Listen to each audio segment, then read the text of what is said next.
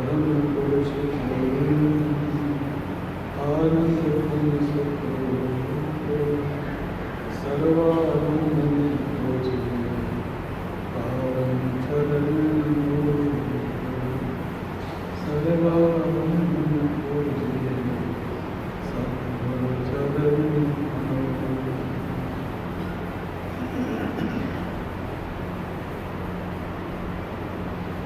सौभाग्यशाली विचारवान गुरुमुख सज्जन मंडली, अपने सम्मुख विराजमान परम इष्ट देव परम हंसों की दिव्य विभूतियों का दर्शन ध्यान एवं श्री हजूर सद्गुरुदेव जी महाराज जी का पावन दर्शन ध्यान अपने हृदय में स्थापित करते हुए अपनी मुखवाणी को पवित्र बनाने के लिए प्रेम पूर्वक मिलकर बोलो जय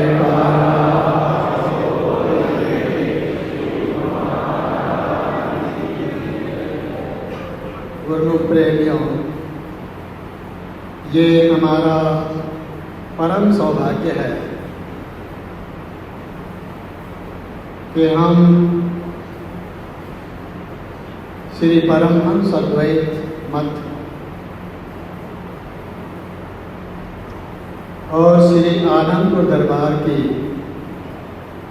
छत्र छाया में बैठकर सेवा भक्ति करने का हमें सुअवसर प्राप्त हो रहा है। ये हम सब पर हमारे सद्गुरुदेव जी महाराज जी परमहंसों की हम पर अपार कृपा है। तो ऐसे सच्चे ऊंचे लासानी श्री आनंदपुर दरबार का आज हम सब गुरुमुख जन श्री परमहंस अद्वैत मंदिर की छत्र छाया में बैठ करके शुभ पावन स्थापना दिवस मना रहे हैं।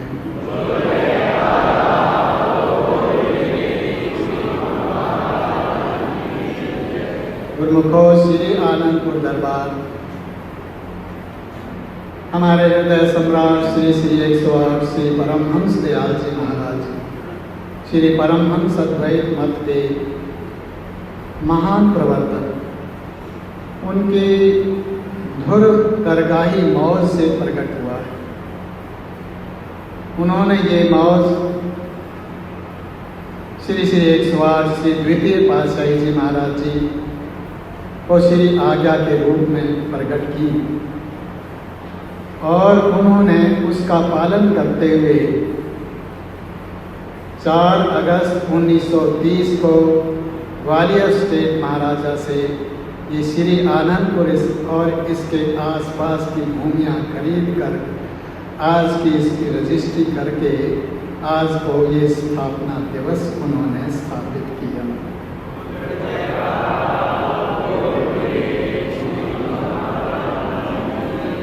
तो आज का दिवस हमारे श्री परमहंस अद्वैत मत के इतिहास में अति महत्वपूर्ण है। ये धुर दरगाही मौज प्रकट हुई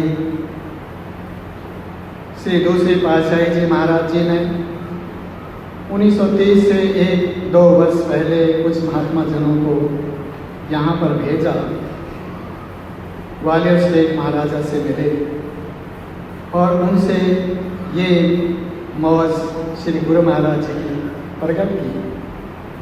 तो उन्होंने कई स्थान बतलाए, एक शिवपुरी के आसपास भी था, ये ईसागढ़ के आसपास की भूमि थी और भी थी।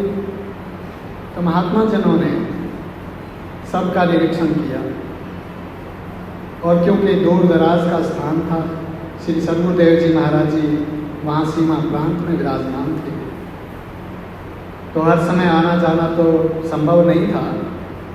तो यहाँ पर दोनों तीनों स्थानों की मिट्टी ले करके उन्होंने श्री चरण कमलों में भेजी और वास्तव में जो हमारे महात्मा जन थे वो ये सोच रहे थे कि ये भूमि तो बहुत ही पथरीली है, बंजर है, जंगली है, पानी भी नहीं है, तो दूसरा ही कोई स्थान देखना चाहिए शिवपुरी आदि के पास। लेकिन हमारे हजूर श्री सतगुरुदेव जी महाराज जी, श्री दूसरी पातशाही जी, जो अंतर्यामी थे, दूरदर्शी थे, सब कुछ जानते थे, त्रिकालदर्शी थे, उन्होंने जो यहाँ श्री आनंदपुर की मिट्टी वाली पोटली थी, उसको कर कमलों से स्पर्श करके वचन किए कि ये भूमि हमको पसंद है, ये मिट्टी पसंद है, इसी को ही लेना है।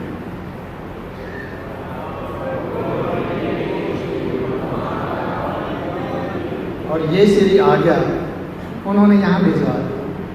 तब ग्वालियर से एक महाराजा से, जो उनके नियम के अनुसार डिपॉजिट जमा करके लेनी थी, ग्रहण कर ली गई। और उसके पश्चात श्री सतगुरुदेव जी महाराज जी, श्री दूसरी पातशाही जी यहाँ पर इस भूमि को देखने के लिए यहाँ पर उनका आगमन भी हुआ, 2 बार आगमन हुआ।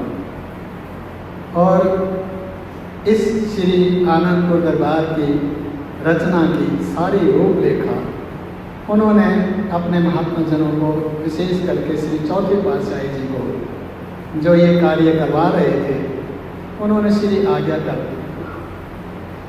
तो इतिहास बताता है कि इस भूमि को लेने के पश्चात ग्वालियर स्टेट से कृषि मंत्री बापूराव जी यहाँ पर आए देखने के लिए कि ये भूमि कैसे दी है संत महात्माओं ने। और श्री गुरु महाराज जी के चरण कमलों में यही बेनती की कि महाराज जी, ये भूमि तो कोई भी पसंद नहीं करता था, तो आप यहाँ पर कैसे एक बहुत बड़ा आश्रम स्थापित करोगे। तो श्री दूसरी पातशाही जी महाराज जी के उसी समय वचन हो गए थे कि ये भूमि जो हमने ली है, ये एक बहुत बड़ा विश्व शांति केंद्र बनेगा।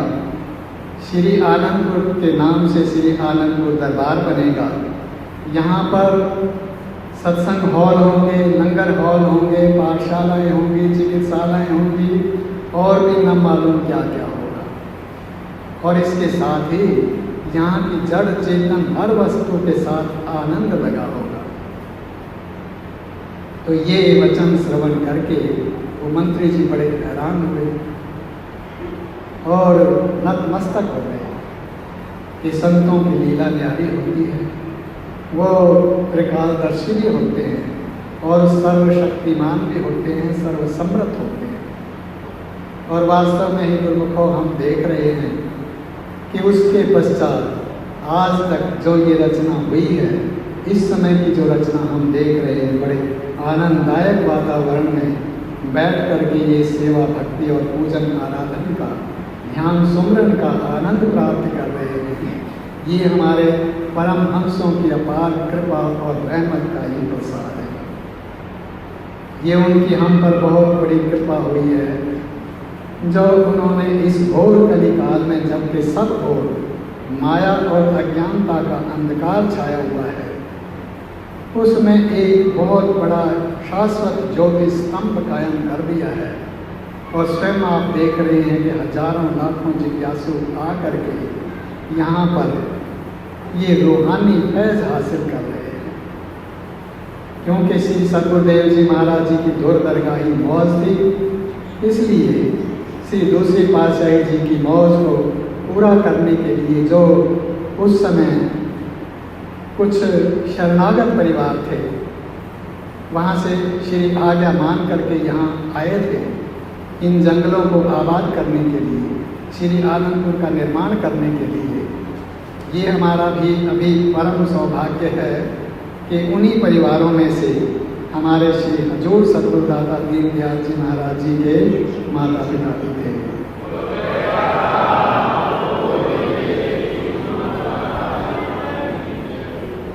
और ये भी बड़े सौभाग्य की बात कि ऐसे सच्चे ऊंचे पावन श्री दरबार की भूमि, जो उस समय चक सुखपुर, चक शानपुर या आकलोन नेथाई के नाम से थे, तो यहीं पर ही 1932 में हमारे हजूर सतगुरुदेव जी महाराज जी का अवतरण हुआ था।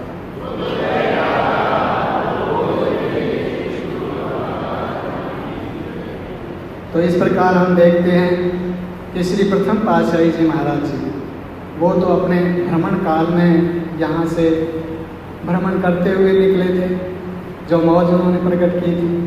फिर द्वितीय पातशाही जी महाराज जी स्वयं यहाँ पर उन्होंने कृपा की, स्वयं निरीक्षण किया, इस भूमि को पावन किया। और श्री चौथे पातशाही जी महाराज जी तो साधु रूप में यहाँ पर आकर के ये निर्माण का कार्य कराना उन्होंने आरंभ करा ही रखा था। और उसके बाद जब 1936 में श्री तृतीय पातशाही जी महाराज जी इस रूहानी सिंहासन पर आसीन हुए, तो बहुत थोड़े समय के बाद में ही उन्होंने इस श्री आनंदपुर दरबार को ही अपना एक स्थायी केंद्र बना दिया।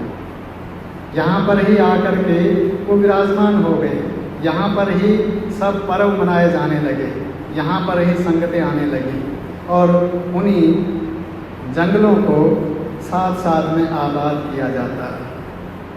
तो सभी परमहंसों की श्री पंचम पातशाही जी महाराज जी भी तीसरी पातशाही जी के समय में बहुत जल्दी ही बचपन में ही यहाँ पर आ गए थे, उनका भी यहाँ पदार्पण बचपन में ही हो गया था। और हमारे हजूर सतगुरुदेव जी महाराज जी वो तो जन्म काल से यहाँ पर ही थे। तो इस प्रकार हम देख रहे हैं कि श्री प्रथम पातशाही जी महाराज जी, श्री द्वितीय पातशाही जी महाराज जी, श्री तृतीय पातशाही जी महाराज जी, श्री चतुर्थ पातशाही जी महाराज जी, श्री पंचम पातशाही जी महाराज जी और श्री छठी पातशाही जी महाराज जी, हजूर सतगुरुदेव जी महाराज जी, सभी परमहंसों की चरण स्पर्श से ये भूमि पावन हुई है।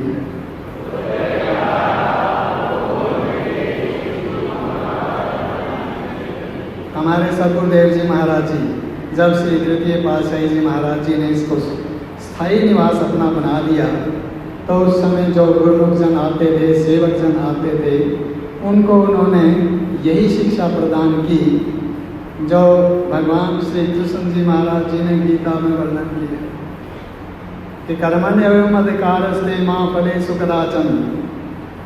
भगवान श्री कृष्ण जी कथन कर रहे हैं कि अर्जुन, कर्म करने में तेरा अधिकार है, फल में नहीं। लेकिन श्री सतगुरुदेव जी महाराज जी ने फरमान किया, वचन हुए कि गुरुमुख जन जो ये सेवा रूप कर्म करेंगे और निष्काम भाव से करेंगे, बिना फल की इच्छा से करेंगे, तो उनको जो फल मिलेगा वो हजारों लाखों गुना हो करके मिलेगा। और हम देख रहे हैं कि वो फल इतना ही नहीं, अभी तक हम भी ग्रहण कर रहे हैं और आगे की युगों युगांतर तक पीढ़ियाँ जो आएंगी वो भी ग्रहण करती रहेंगी।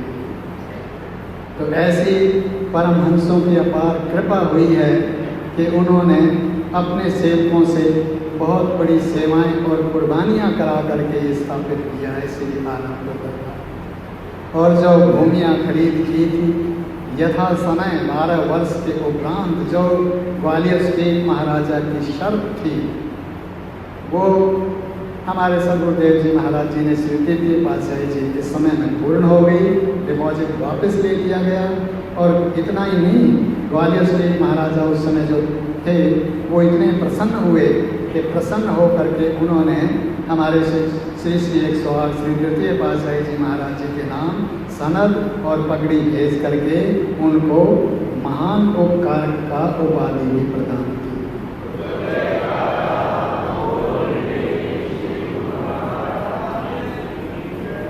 तो गुरुमुखों, इस प्रकार जो परमहंसों की ये रचना है और उनके सेवकों ने जो सेवाएं की हैं वो इतिहास में दर्ज है। और उन सेवाओं का ही प्रताप है कि जो आज पीढ़ियाँ दर पीढ़ियाँ इतना अनुग्रह सत्पुरुषों का उठा रही हैं, ग्रहण कर रही हैं। हम इस पावन भूमि में जो उन्होंने निर्माण की थी, जो उन्होंने आबाद की थी, जो अपनी उपज होती हैं खेती बाड़ी की, वो पावन उपज है, परिश्रम से हुई हुई है। वो जो लंगर ग्रहण करते हैं वो गुरुमुखों अति सात्विक है। हम जो खान पान कर रहे हैं वो संसार में नहीं मिलता है। तो इस प्रकार से हमको हर प्रकार की सुविधा आज हमारे सतगुरुदेव जी महाराज जी ने प्रदान कर दी है। इसके साथ हमको जो हमारी रूहानी खुराक है, जो असली खुराक है, जिसके लिए हम यहाँ आए हैं और जिसको पाने के उपरांत ही हमारा ये जीवन सफल हो सकता है, वो सेवा भक्ति की दात भी हमारे सतगुरुदेव जी हमको रात दिन प्रदान कर रहे हैं। और इसके साथ उन्होंने हमारे लिए ये आज्ञा जारी की है कि हमारा अपना कल्याण है इसमें।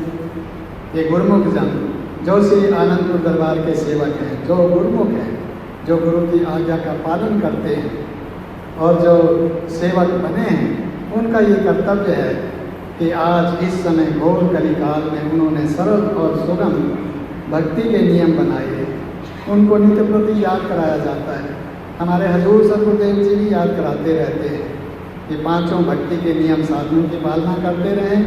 श्री तृतीय पातशाही जी महाराज जी ने जब इस श्री आनंद सरोवर की रचना की थी और प्रथम स्नान हुआ था, स्नान के उपरांत वहाँ पर 15 मिनट सबसे अभ्यास करवाया गया था और नित्य का ये नियम रखा गया था कि जो भी श्री आनंद सर में स्नान करे वो इसके तट पर बैठ कर के 15 मिनट स्नान करे। और इसके साथ ही फिर उन्होंने एक आम आज्ञा जारी की थी कि जो श्री दरबार के सेवक हैं, जो गुरुमुख जन हैं, वो 1 घंटा भजन अभ्यास अवश्य किया करें। तो इस प्रकार ये गुरुमुखों, ये हमारे कल्याण के लिए ही महापुरुषों ने ये सारी रचना की है। हम आभारी हैं अपने सद्गुरुदेव जी, अपने परमहंसों के, जिन्होंने हम पर ऐसी कृपा, ऐसी बख्शिश की है। हमारा यही कर्तव्य है कि हम भक्ति के नियम साधनों की पालना करते रहें, 1 घंटा नित्य प्रति भजन अभ्यास किया करें और इस प्रकार सत्पुरुषों की आज्ञा का पालन करते हुए महापुरुषों की प्रसन्नता को प्राप्त करें, अपना लोक भी सुखी बनाएं और परलोक भी सुखी बनाएं।